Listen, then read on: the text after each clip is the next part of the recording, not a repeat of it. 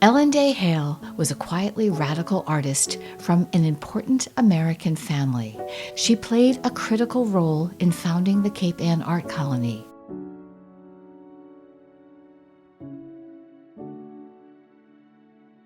This is the story of her self-portrait. Inside Boston's Museum of Fine Arts is a modest room in the American collection listed as Gallery 223. In it are 16 works by artists defined as the Boston School, a group working in the late 19th and 20th centuries who favored Vermeer-like light and Impressionism. The subjects of most pieces in Gallery 223 are still lives and attractive women doing quiet things, sharing thoughts on a new necklace, assuaging hurt feelings, in reverie. But beyond the creamy nude and marble nymph is a work with a different energy, a self-portrait by artist Ellen Day Hale, created for submission to the Paris Salon of 1885. Hale had been studying painting for over 10 years by then, including with the revered Boston instructor William Morris Hunt. She had painted her first female nude at the Pennsylvania Academy of Fine Arts, and she had left her Boston home for Europe to study in the atelier of Carolus Duran, who was John Singer Sargent's beloved mentor. Sargent painted this portrait of his teacher 2 years before Hale arrived. Hale studied briefly at the Royal Academy of Art in London and finally at the Académie Julienne.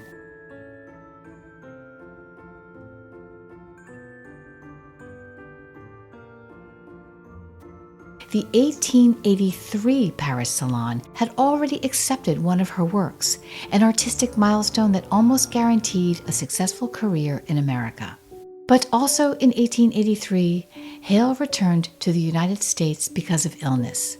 It was then that she began working in her family's homes in Roxbury, Massachusetts and Mattoonic, Rhode Island, on her self-portrait. Describing the work in progress, Hale wrote to her mother, "It is certainly original, but queer enough and frightfully difficult business." She was 30 years old. Born not quite 75 years after the American Revolution, her family still spoke fondly of Nathan Hale, a direct ancestor and Revolutionary War hero. She was just 10 years old when the Civil War ended. Her father, the writer and Unitarian minister Edward Everett Hale, had been a headlining figure in the anti-slavery movement. In 1903, he would become chaplain to the U.S. Senate. But returning to 1885, so many women were flocking to Paris to study art that painter May Alcott Neiricher, Louisa May Alcott's sister, published a guide entitled Studying Art Abroad and How to Do It Cheaply, intended specifically for the female student. At this point, the height of the Gilded Age, Ellen Day Hale had met the woman who would become her lifelong companion.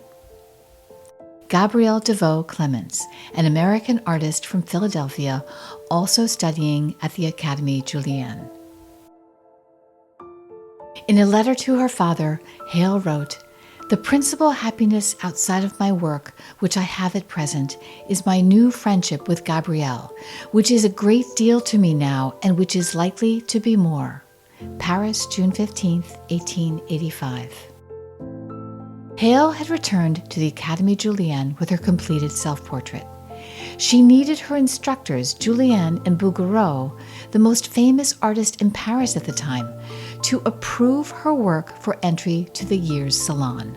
In a letter to her mother on this important critique, which Gabrielle Clements also attended, Hale wrote, "Bouguereau asked me, among other things, why I had got my fan so big, said it detracted from my head and that the background came forward too much. And then he attacked my hand, told me I ought to have made it prettier. But they aren't pretty, really, said I. They're prettier than that, said he." Suppressed laughter being heard from Gabrielle and Monsieur Julienne. Paris, March 1st, 1885. Rodolphe Julienne was extremely fond of Hale. Ellen wrote to her mother about this instructor after the critique. "He went on about my needing some drawing and how it was the thing that I did need, and said he wished I would draw a woman's hand and wrist from the plaster. a request he made with apparent diffidence and which has been the occasion of endless jeering from Gabrielle and Miss Trotter ever since. But I don't care, I'm going to do it. Paris, April 26, 1885. 130 years later, art critic Sebastian Smee would write in the Boston Globe, "There's blood in that pale, sinewy hand, blood and resolve. Idle for now, it won't stay that way for long. It's poised for action." But where does a 30-year-old single woman, certainly gay in 1885, source the attitude for that lifted chin? This was the age of the new woman, and women were seriously studying art in record numbers. But art historian Tracy Fitzpatrick says that it was still rare for a woman to represent herself as Hale did, looking resolutely out at the viewer without any tools identifying herself as an artist. Edouard Manet was certainly an influence. He had started a revolution in painting with the confrontational sense of his work and the raw immediacy of his brushstroke. Critics recognize these qualities as integral elements in the Hale self-portrait. But Hale's own family may hold some answers to the question of spirit.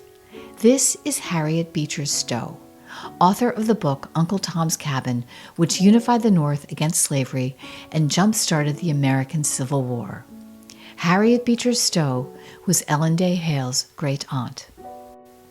Catherine Beecher, another great-aunt, wrote popular books and founded 2 female schools based on her theory that women were uniquely suited to be educators. And the third sister, suffragette Isabella Beecher Hooker, campaigned alongside Elizabeth Cady Stanton and Susan B. Anthony for women's voting rights. And she also helped draft a bill passed in the Connecticut legislature giving married women equal property rights as their husbands. Of the 4 Beecher sisters, only Ellen's grandmother, Mary Beecher Perkins, was not an activist. They all lived well into Ellen Day Hale's midlife and were certainly models of courage and principle for her. Ellen's own letters and family stories describe an intensely hardworking woman whose very bones seem stitched together with kindness and modesty. She was the eldest child and only daughter of that famous minister and his wife, Emily Perkins Hale. Many brothers came after her. 8 altogether. Her parents adored her, and her father was a great defender of the arts. He supported Ellen financially and wholeheartedly, but there was also an expectation that she, as the eldest and only daughter, would always be there for her family. Another famous relative, Ellen Day Hale's first cousin, was Charlotte Perkins Gilman, author of The Yellow Wallpaper, which is regarded as an important work of feminist literature. Perkins framed the essential generosity Hale extended to her family in this letter. "My very dear cousin, there was so much to say of my lovely memories of you when I was 15, 16, 17. You were so kind, and you were so heavenly kind to all the brothers. I remember you reading Lane's Arabian Nights to that blessed little Robbie. You certainly raised a family and took care of mother and father and everyone else within reach." Even Hale's early instructor, William Morris Hunt, noted her sense of duty and encouraged her to have more of the happiness that belongs to youth. The charged gaze in Hale's self-portrait is this painting's power. But that resolute boldness does not align with the sense of responsibility we hear in Ellen's many letters. Working on her self-portrait in Matunic, Hale worried that she was not in Roxbury with her mother and the boys. "I feel very mean," she said, "to stay away so long, but I can't bear to leave such a piece of work undone." Matunic, Rhode Island, September 21, 1884. Recorded in a letter from Paris, she told Julienne, "Now I have only to think of caring for myself, but in a few years I shall have to think of doing something for the family." Paris, April 26, 1885. And yet, one detail in one letter may help explain that edge of defiance in the lift of her self-portrait chin. Recovered from her 1883 illness and back in Paris, Ellen reported to her mother, "I am very well indeed and looking well. Mrs. Green says remarkably so. Anyhow, I have plenty of color and am not yellow with a red note as of old. My hair is growing finely and I am wearing it atop my head, a la Française, and it's all my own, too." Hale seems to have been unwell in 1883 with something that caused jaundice and hair loss, perhaps a viral process and stress. By 1883, she had also met Gabrielle Clemens. She drew this portrait of Clemens that year. So along with being sick, Hale must have been addressing her feelings and perhaps was stressed by what they meant for her in future society. Historian Tracy Fitzpatrick believes that Hale had used this photo, taken in 1884, as a resource for her self-portrait. It is beautiful but haunting, and clearly reflects her thinned hair and the deep-set eyes of someone who may have been ill. Here is a note on 19th century hairstyles. Bangs very specifically symbolized a modern woman, even a rebellious one.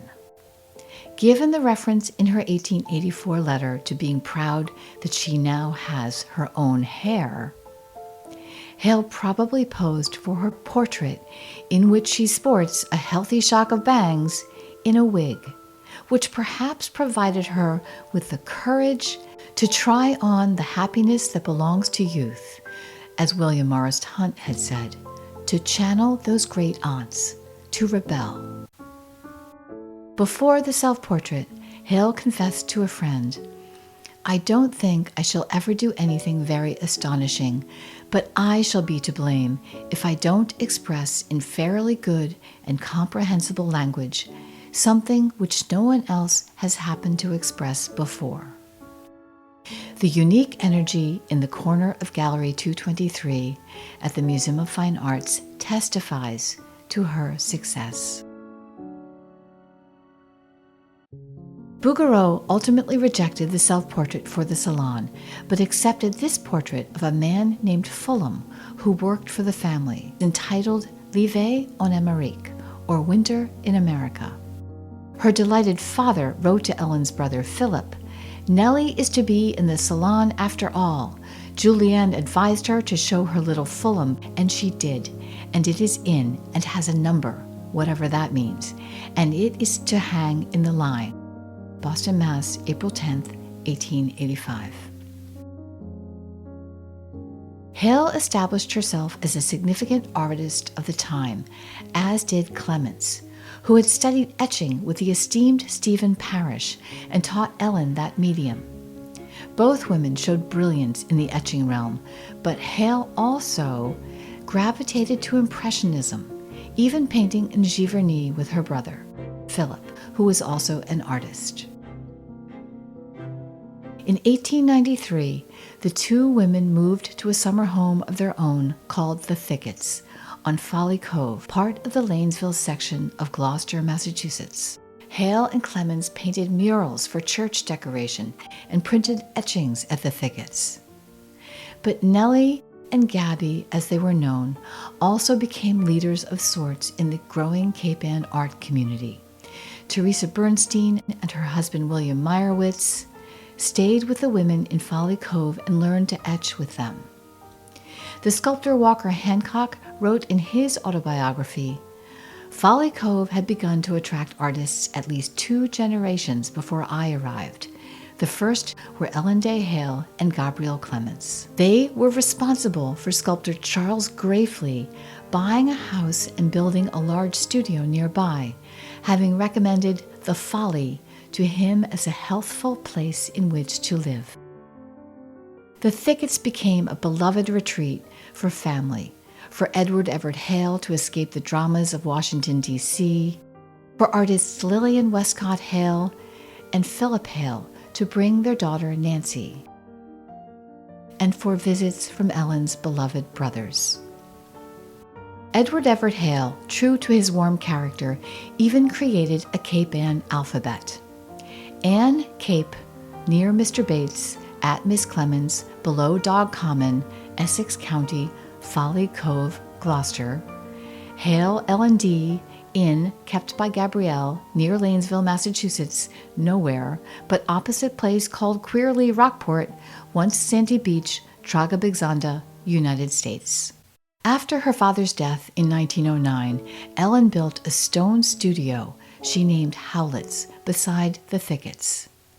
Ellen Day Hale died in 1940, and this studio was passed to her sister-in-law, Lillian Westcott Hale, and then to Nancy Hale, who had become a writer. In 1969, the New York Times reviewed Nancy Hale's The Life in the Studio, a memoir about growing up among all these artists. In the photograph for that story, Nancy Hale is seated in Howlett's. The studio is filled with Hale family art, but over Nancy's left shoulder hangs Ellen Day Hale's self-portrait, issuing all that unequivocal confidence to Folly Cove friends and artists until it was delivered to Boston's Museum of Fine Arts in 1986.